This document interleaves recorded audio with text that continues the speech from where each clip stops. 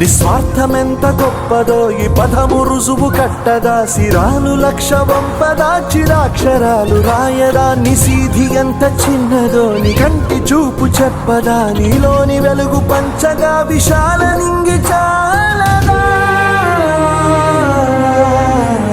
మనుష్యులందు నీ కథ మహర్షిలాగా సాగదా, మనుష్యులందు నీ కథ మహర్షిలాగా సాగదా.